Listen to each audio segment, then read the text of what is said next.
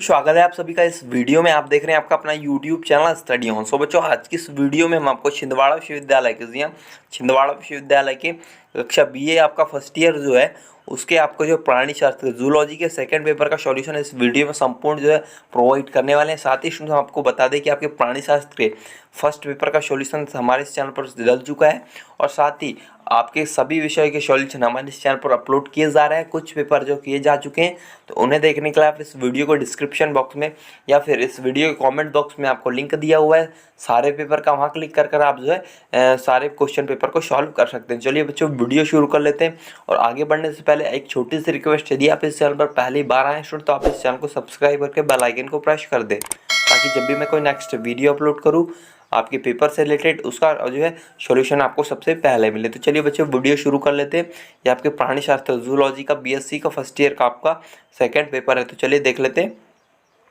Question number 1। सबसे पहले हम पूरे क्वेश्चन देखेंगे, उसके बाद हम आंसर आपको प्रोवाइड करवाएंगे। तो देखिए 1 में आपको प्रोकैरियोटिक और यूकैरियोटिक कोशिका में अंतर स्पष्ट करने का और इसका कोशिका आपको सिद्धांत वर्णन करना है। इसके बाद आपको 8वें में इसको देखिए प्लाज्मा झिल्ली की संरचना और कार्य को आपको वर्णन करना है। इसके आगे स्टूडेंट्स आपको देखिए कोकेंद्रक की सूक्ष्म संरचना का आपको वर्णन करने को कहा गया है। साथ ही आपको देखिए अर्धसूत्री कोशिका विभाजन को आपको समझाना है। इसके थर्ड में आपको युग्मक जनन की प्रक्रिया को समझाना है और इसके अंत में आपको निषेचन की प्रक्रिया को समझाने को कहा गया है। चौथे में आपको स्टूडेंट देखिए मेंढक में क्लीमेज की प्रक्रिया को आपको समझाना है। साथ ही इसके अगले में आपको मेंढक में जो कि ब्लास्ट यूरेशन की प्रक्रिया है उसको समझाना है। साथ ही इसको क्वेश्चन नंबर 5 आपको चीक या चूजे के भ्रूण विकास को दिया, चीक या चूजे के जो भ्रूण विकास को आपको समझाना है और चीक या चूजे के अंतरिक इसके अथवे में भ्रूण झिल्ली को आपको समझाना है। इस तरीके से स्टूडेंट आपको देखिए टोटल 5 क्वेश्चन आपके पूछे गए। तो चलिए अब इनके हम आंसर एक एक करके देख लेते हैं। तो ये क्वेश्चन नंबर 1 में आपको कोशिका झिल्ली दिया, देखिए कुछ इस तरीके से आपको लिखना है। क्वेश्चन नंबर 1 के अथवे का आंसर हमने आपको प्रोवाइड करवाया है। देखिए बच्चों, आपको देख लेना क्वेश्चन नंबर 1 आपका और देखिए आंसर आपको कुछ इस तरीके से अथवे का लिख लेना है। तो देखिए लिखना है आपको कोशिका झिल्ली से प्लाज्मा झिल्ली के रूप में भी जाना जाता है। एक जैविक झिल्ली है जो बाहरी वातावरण अंतरिक्ष से सभी कोशिकाओं के इंटीरियर को अलग करती है, जो कोशिकाओं को उसके पर्यावरण से बचाती है।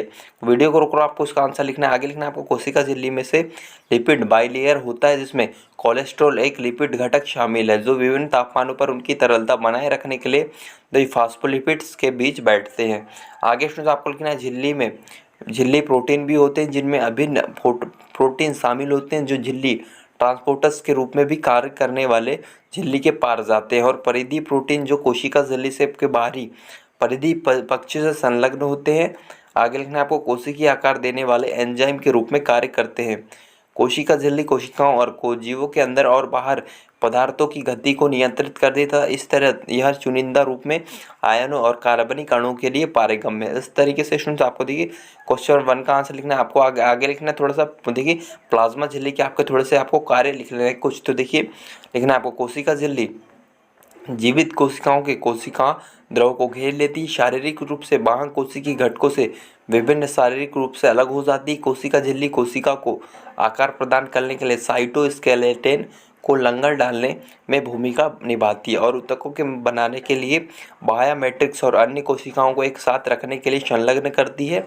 कवक, बैक्टीरिया, अधिकांश और पौधे में कुछ ऐसे कोशिका भित्ति होती है जो कोशिका एक यांत्रिक प्रदान करती है और बड़े अणुओं के पारित होने से रोकती है। इस तरीके से तो आपको आगे लिखना है। देखिए इसी में सेल जिन्हें चुनिंदा रूप से पारगम है और सेल में प्रवेश करने वाले बाहर निकालने वाले विनियमित करने में सक्षम है। इस प्रकार जीवित रहने के लिए आवश्यक सामग्री के परिवहन की सुविधा प्रदान करता है। झिल्ली के पार पदार्थों की गति या तो निष्क्रिय हो सकती है जो सेलुलर ऊर्जा या सक्रिय के इनपुट के बिना होती है, जिससे सेल को परिवहन में ऊर्जा खर्च करने की आवश्यकता होती है। आगे स्टूडेंट्स आपको लिखना है इस झिल्ली कोशिका की क्षमता को बनाए रखती है। कोशिका झिल्ली इस प्रकार एक चयनात्मक फिल्टर के रूप में कार्य करती है जो केवल कुछ चीज़ों को सेल के अंदर या आने बाहर जाने की अनुमति देती है। इस तरीके से आपको स्टूडेंट्स लिखना है। क्वेश्चन नंबर 1 का आंसर देखिए अथवे का यहाँ तक। यदि क्वेश्चन के आंसर में आपको डाउट्स है तो नीचे कमेंट बॉक्स में कमेंट जरूर करिएगा। तो यहाँ पर आपका क्वेश्चन नंबर 1 कंप्लीट होता है। चलते हैं अपने नेक्स्ट क्वेश्चन नंबर 2 की तरफ। बच्चों आपका अगला क्वेश्चन है क्वेश्चन नंबर 2। देखिए क्वेश्चन नंबर 2 के अभी भी अथवे का आंसर हमने आपको प्रोवाइड करवाया, तो कुछ इस तरीके से आपको उसका आंसर लिखना। देखिए अर्धसूत्रण मियोसिस एक विशेष प्रकार का कोशिका विभाजन है जो यूकैरियोटिक प्राणियों में लैंगिक जनन के लिए आवश्यक है। आगे आपको लिखना है अर्धसूत्रण द्वारा युग्मक कोशिकाएं पैदा होती है। सभी जंतु तथा भूमि में उगने वाले पौधे सहित अधिकांश जीवधारियों में युग्मक को अंड कोशिका तथा शुक्राणु कोशिका कहते हैं।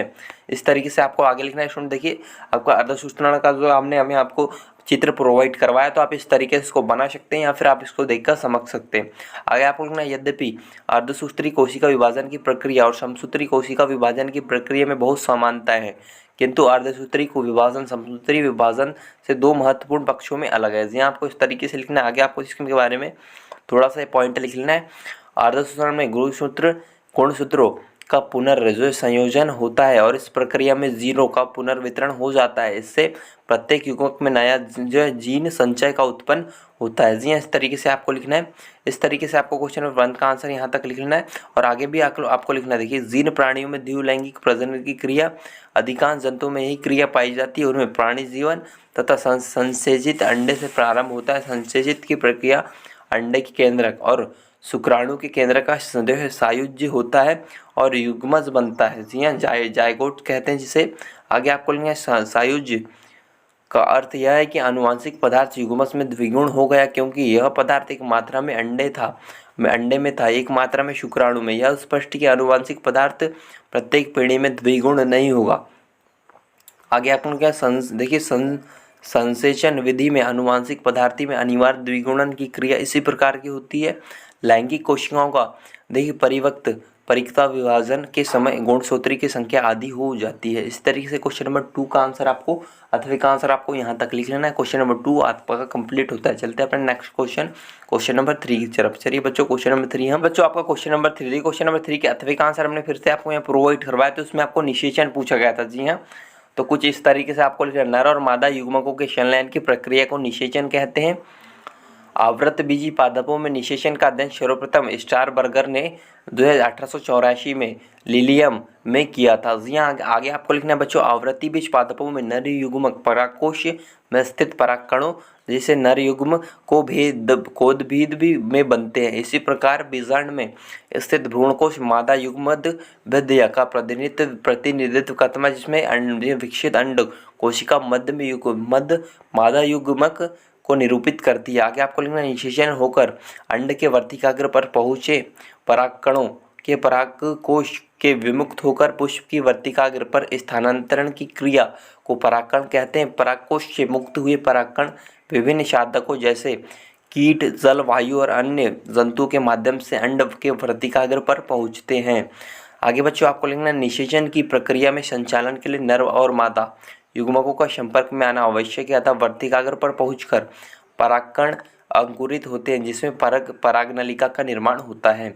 आगे बच्चों आपको लिखना है, नर युग्मकों को बीजांड और भ्रूणकोश और इसमें उपस्थित मादा युग्मक अथवा अंड कोशिका तक ले जाने का कार्य परागनलिका के द्वारा किया जाता है। इसलिए आवृतबीजी पौधों में निषेचन की क्रिया को नाल युग्मक ही माना जाता है। आगे बच्चों आपको लिखना, देखिए, परागनलिका वर्तिका से होकर बीजांड में प्रवेश करती है। यह बीजांड में स्थित भ्रूणकोश में प्रवेश कर दोनों नर युग्मकों को मुक्त कर देती है। एक नर युग्मक अंड कोशिका से संलयित होकर युग्मनज का निर्माण करता है, जबकि दूसरा नर युग्मक ध्रुवों केंद्रकों या द्वितीयक केंद्रकों से संयुक्त होकर प्राथमिक भ्रूणकोश केंद्रक बनाता है। इस प्रकार के निषेचन को द्विनिषेचन कहते हैं, जिसमें दोनों नर युग्मक निषेचन में भाग लेते हैं। इस तरीके से स्टूडेंट आपको लिख लेना है ये क्वेश्चन नंबर जो है आपका 3 का आंसर। इस तरीके से स्टूडेंट्स आपका क्वेश्चन नंबर 3 का आंसर यहाँ पर आपका कंप्लीट होता है। चलते हैं अपने अगले क्वेश्चन नंबर 4 की तरफ। क्वेश्चन के आंसर में कोई भी डाउट है तो नीचे कमेंट बॉक्स में कमेंट जरूर करिएगा। चलिए क्वेश्चन नंबर 4 हम देख लेते हैं। बात बच्चों आपका क्वेश्चन नंबर 4 है। क्वेश्चन नंबर 4 में आपको देखिए मेंढक के बारे में पूछा गया था। मेंढक, तो मेंढक के बारे में आपको कुछ इस तरीके से इसका पूरा लिखना है, आपको वर्णन करना। देखिए, मेंढक उभयचर वर्ग का जंतु है जो पानी तथा जमीन पर दोनों जगह पर रह सकता है। यह एक शीत रक्ति प्राणी, अर्थात इसके शरीर का तापमान वातावरण के ताप के अनुसार घटता या बढ़ता रहता है। आगे आपको लिखना, शीतकाल में ठंडक बचने के लिए पोखर आदि की निचली सतह के मिट्टी के लगभग 2 फीट की गहराई तक खोदकर उसी में पड़ा रहता है, यहाँ तक कि कुछ खाता भी नहीं। इस क्रिया को शीत निद्रा या शीत सुषुप्तावस्था भी कहते हैं। इस तरह की क्रिया गर्मी के दिनों में होती है। ग्रीष्मकाल में इस निष्क्रिय अवस्था को ग्रीष्म सुप्तावस्था भी कहा जाता है। इस तरीके से आपको लिखना। देखिए, मेंढक आपका कुछ इस तरीके से होता है।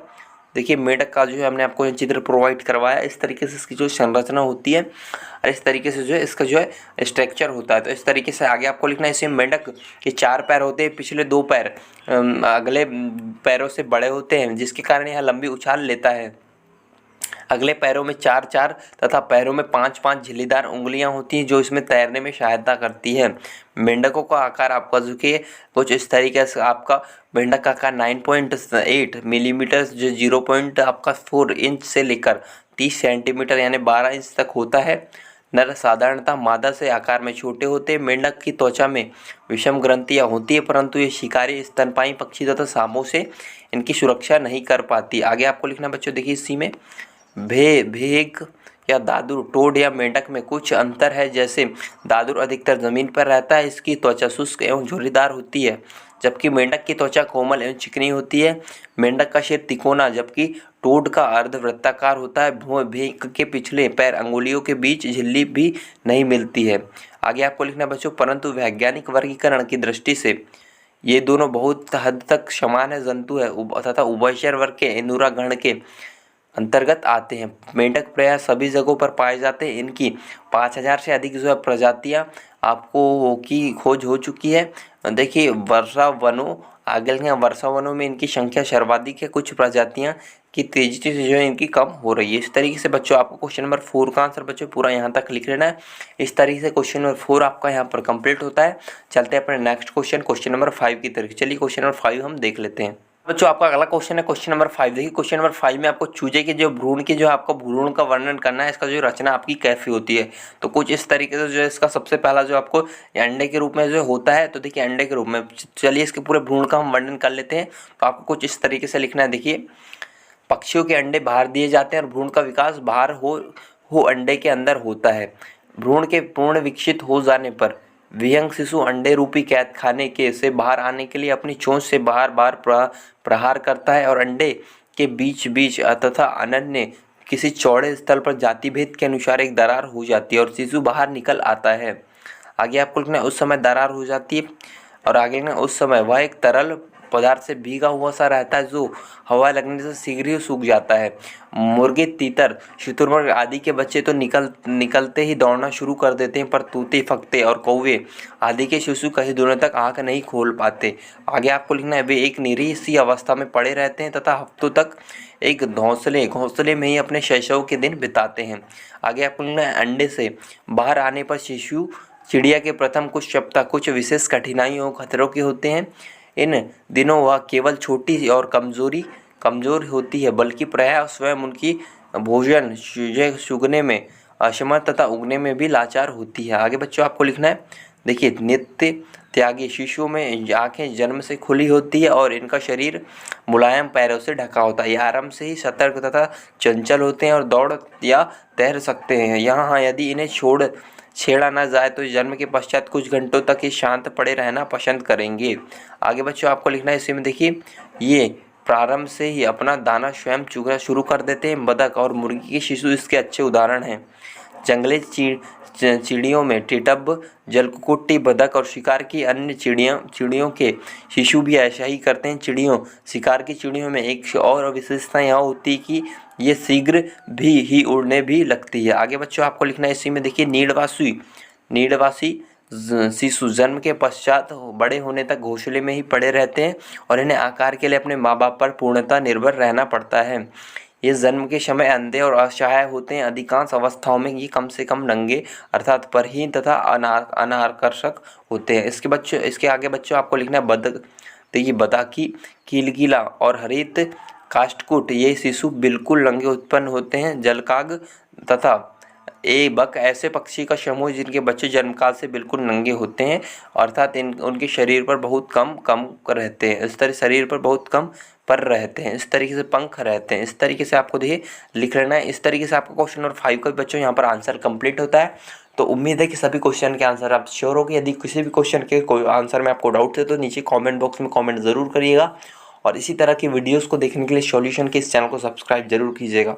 और इसका पीडीएफ डाउनलोड करने के लिए आपको इस वीडियो के डिस्क्रिप्शन बॉक्स में हमारे इस जो है व्हाट्सएप ग्रुप का लिंक दिया है, वहाँ क्लिक करके आप व्हाट्सएप ग्रुप में ज्वाइन हो सकते हैं। साथ ही जो है वहाँ पर जो आपको सभी पेपर के सॉल्यूशन, साथ ही आपको वहाँ पर बच्चों आपको जो है इसका हो सकता है कि हम आपको पीडीएफ प्रोवाइड कर दें। तो मिलते हैं बच्चों नेक्स्ट वीडियो में।